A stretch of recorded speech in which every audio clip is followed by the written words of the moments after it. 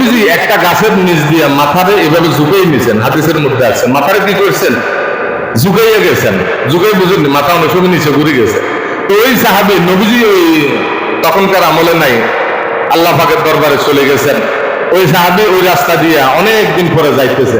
যাওয়ার পরে চিন্তা করলো, আমার নবী তো ওই গাছের নিচ দিয়া মাথাটারে নিচু করে গেছে, আমি যদি উঁচু করে যাই এটা বেয়াদবি, এটা কি হইব? হাই হাই, মাথা উঁচু করে যাওয়া যায় কেন, মাথা নিচু করে যাইতে হইব। তাহলে ওই সাহাবী মাথা নিচু করে গেছেন, কেমন মানা মানছেন, আল্লাহ পাক তাদেরকে জান্নাত দিয়ে দিয়েছেন। বলেন না সবাই? আমরা কত ওয়াজ শুনি, আমাদের পরিবর্তন নাই। সারা বাংলাদেশে হুজুরেরা হাতে পায়ে ধরে ওয়াজের কথা, আমলের কথা বলে, যেই সে আমাদের কোনো পরিবর্তন নাই। তো হেদায়েত কখন আসবে? আল্লাহ আল্লাহ রাসূল বললে তো হেদায়েত আসবে না এই জামানাতে আসে। কারণ এই জামানাতে দায়িত্ব দিয়ে দিয়েছেন ওলামায়ে কেরাম, ইন্নাল উলামা ওয়ারাসাতুল আম্বিয়া। আল্লাহ পাক বলেন আমাকে পাইতে হইলে নবীকে অনুসরণ করো, আর নবী বলতেছেন আমাকে পাইতে হইলে আলেমদেরকে ভালোবাসো। আলেমকে যদি ভালোবাসো আমি নবীর ভালোবাসা পেয়ে যাবা, আমি নবীর ভালোবাসা যদি পেয়ে যাবো আল্লাহর ভালোবাসা পেয়ে যাবে। বলেন না সবাই? তাহলে চিন্তা করেন ওই সাহাবারা কেমন মানা মানছেন। তারা গাছটার ইচ্ছা করলে তো ওইখান থেকে উপর দিয়েও যাইতে পারতেন। নবীজি হাদিসে বলে নাই যে আমার মৃত্যুর পরে তোমরা মাথা নিচু করি ওই গাছটার নিচ দিয়ে যাইও, কিন্তু নবীজি গেছেন, নবীজিকে তারা ফলো করছেন। বলেন না সবাই? নবীজিকে তারা কেমন অনুকরণ করছেন, হযরতে সাহাবায়ে কেরাম। আর ওই সাহাবায়ে কেরামদেরকে আল্লাহ পাক দুনিয়াতে থাকা অবস্থায় জান্নাতের সুসংবাদ দান করছেন। বলেন না সবাই?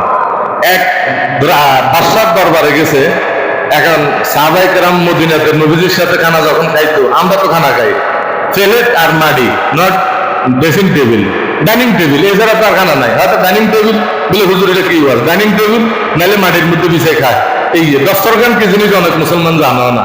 নবীজি বলেন যেই ঘরের ভিতরে দস্তরখান 50, 100, 150 টাকা কালো কাপড় হোক, রেক্সিনের হোক, আপনি বিছাইটা যদি খান, একটা খানা যদি আপনার প্লেট থেকে পড়ে যায়, ওই খানাটা আপনি দস্তরখান থেকে উঠেই আপনি খাইতে পারবেন। বলেন না সোবান?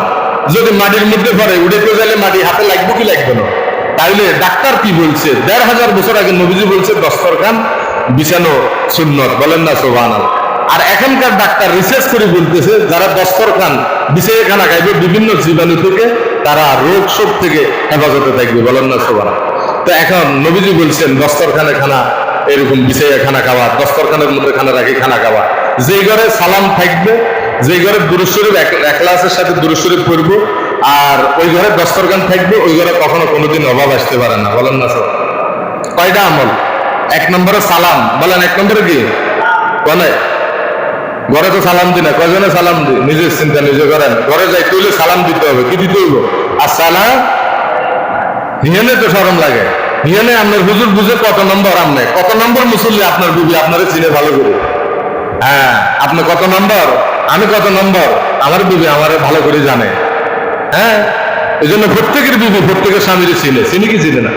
এই জন্য ঘরে ঢুকের সময় সালাম দিয়ে দেবো, আসসালামু আলাইকুম রাহমাতুল্লাহ। আম্মা জান আয়েশা প্রশ্ন করেন, ইয়া রাসূলুল্লাহ, আমি আমার জীবনে নবীজিকে আগে সালাম দিতে পারি নাই, নবীজি ঘরে ঢুকে সালাম দিতেন। দুই জাহানের নবী, বিশ্ব নবী রাহমাতুল্লিল নবীজিকে আগে কেউ সালাম দিতে পারে না, নবীজি আগে সালাম দিতেন। বলেন না সুবহানাল্লাহ? তাহলে চিন্তা করেন এরকম ভাবে দস্তরখান বিছাই খানা খাওয়া। এখন থেকে নিয়ত করেন যে আল্লাহ জীবনে যতদিন বাঁচি থাকবো দস্তরখানে খানা খাওয়ার চেষ্টা করুন। কার কার নিয়ত আছে একটু হাত তোলেন, আল্লাহ কবুল করেন। বলেন আমিন। এটা কোনো খারাপ কথা নেই। আপনি যদি মানেন নবীর সাথে আপনার হাসর হবে, আর যদি না মানেন আপনার বিপদ আছে। তো গেছিল এক বাদশার দরবারে, রোম পারস্যের। যাওয়ার পরে খানা দিয়েছে সাহাবায়ে কেরামদেরকে, মদিনার সাহাবীরা, ওরা জীর্ণ শীর্ণ অবস্থা।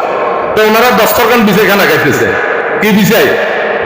দস্তরখান বিছাই খানা খাইতেছে। খানা খাওয়ার সময় খানা যখন নিচে পড়ে গেছে, রোম পারস্যের বাদশা দেখলেন যে কি রে, এটারা যে বাতিগুলো আবার টোকাই খেতে আছে, বাতিগুলো কি এদেরকে ইনসাল্ট করছে। আর হ্যাঁ, তারা ভাত খাইতে আছে, ভাত হিন্দিও হয়, হিন্দিও হয়, হিন্দি খায়, হিন্দি মেলায়। যেমন আমাদের বাংলাদেশের বিভিন্ন অনুষ্ঠানে যে খানা হয়, 3 ডবল খানা নষ্ট হয়ে যায়, প্যাকেটিং খানা বিভিন্ন ডাস্টবিনে বিভিন্ন জায়গায় চলে যায়। নিজের আত্মীয় স্বজন, ভাই বন্ধু, ফকির মিসকিনেরা ঠিক করে খাইতে পারে না, ওই ডাস্টবিনে খানা চলে যেতেছে। খানা খাইবে অর্ধেক, খানা নষ্ট হয়ে যায় 3 কেজি, এইভাবে খাইতেছে। এটা অপচয় করা শয়তানের ভাই। কুলু ওয়াশরাবু, তুমি পান করো, অপচয় করিও না। তো সাহাবায়ে কেরাম বলতেছে যে দেশে আমার নবী সুন্নত নাই এই দেশে আমি থাকবো না। সুবহানাল্লাহ। যে দেশে আমার নবী সুন্নত নাই এই দেশে কি এখন আমরা হইলে বলতাম যে যে দেশে নবীর সুন্নত হে দেশে আই আছি, নাউজুবিল্লাহ ইমান। হ্যাঁ, নবীর সুন্নত জিয়ান আছে, এনে আমি নাই। এমনি দেশের ভিতরে শান্তি চাই, সমাজে শান্তি চাই, ঘরের ভিতরে আপনি দস্তরখান বিছাই খানা খাইবেন। নবীজি বলেন দস্তরখান বিছাই খানা খাইলে ওই ঘরে কখনো অভাব আসবে না, বলেন না সুবহানাল্লাহ। তাইলে সাহাবাই কেরাম কেমন মানা মানছেন, কেমন মানা কি? আর সমতল জায়গার মধ্যে খাওয়া সুন্নত। নবীজি এভাবে খানা খাইতেন। যখন কিতাবের মধ্যে আসছে মক্কা শরীফে যখন এভাবে খানা খাইতেছে, তো আব্দুল্লাহ ও আবু জাহেল, উতবা, সাহেবা, মুগিরা বড় বড় কুরাইশ বংশের লোক, হামেশি বংশের লোক তো ছিলেন। আল্লাহ রাসূল সাল্লাল্লাহু আলাইহি সাল্লাম কুরাইশ বংশে জন্মগ্রহণ করছেন জানেন, তাহলে উনি শ্রেষ্ঠ বংশ। কুরাইশের ভিতরে হলো শ্রেষ্ঠ বংশ, আবার হাশেমি বংশ। এরপরে দিয়ে সবাই বলতেছে আমরা না মুহাম্মদ, আমরা নাকি মুহাম্মদ আল্লাহর নবী, আল্লাহর বন্ধু, এই বিশ্ব নবী, এভাবে কে আপনি খাইতেছেন গোলামের মতন? এইভাবে তো গোলামেরা খায়, এভাবে কে খায়? তো মুহাম্মদুর রাসূলুল্লাহ সাল্লাল্লাহু আলাইহি সাল্লাম জবাব দিলেন, এই আরবের লোকেরা, আবু জাহেল, উতবা, সাহেবা, তোমরা শুনিয়া রাখো, তোমরা যে কথা বলছো গোলাম, আমি তো এক আল্লাহর গোলাম, যে আল্লাহ আমাকে জমিনের মধ্যে পাঠিয়েছে ইসলাম দিয়া। বলেন না সুবহানাল্লাহ। গোলামের কাজ তো হলো গোলামি করা, আর গোলাম হিসেবে আমি আল্লাহর সামনে পরিচয় দিলাম, খানা এভাবে খাইলাম।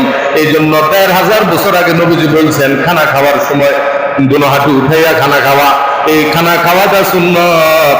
ডাক্তার এখন রিসার্চ করে দেখছেন যারা দুই হাঁটু উঠাইয়া খানা খায়, পেটের উপর প্রেসার পরে খানা কিছু কম খাইতে পারে, শরীর স্বাস্থ্য তার ভালো থাকে। মা বোনেরা এইভাবে খায়, দেখবেন মা বোনেরা কি, আর আমরা পুরুষেরা এমনি যায় কোনো হাতে মেল দিই, তখন হেডিটা ভারী যায়। হেডিটা কি, হেড ভারী গেছে, হেড ভারী যাবে, হেড ভারী গেলে দেখবেন এক হেডের লগে আরেক হেড মিলে না, কোলাকুলি করে হেডে হেডে, বুকে বুকে কি মিলে না। এই জন্য নবীজির সুন্নত চিন্তা করেন ১৫০০ বছর আগে বলছেন, এখন ওইভাবে এটা সমতলের মধ্যে এইভাবে খাওয়া যায়। কিন্তু টেবিলে বইলে রাগ করিয়ে না, এইভাবে খানা যায়নি। টেবিলে বইলে এভাবে কি খান, কোনো সমস্যা নাই, কিন্তু খাইতে তো কষ্ট। আমার অনেক সময় হাতের মধ্যে ব্যথা করে। আপনি এখানে খানাটা লুটতেছেন আরেক জায়গা থেকে, আবার দিতেছেন, কত কষ্ট। আর সমতল জায়গার মধ্যে বসে খাইতেছেন, কত সুন্দর।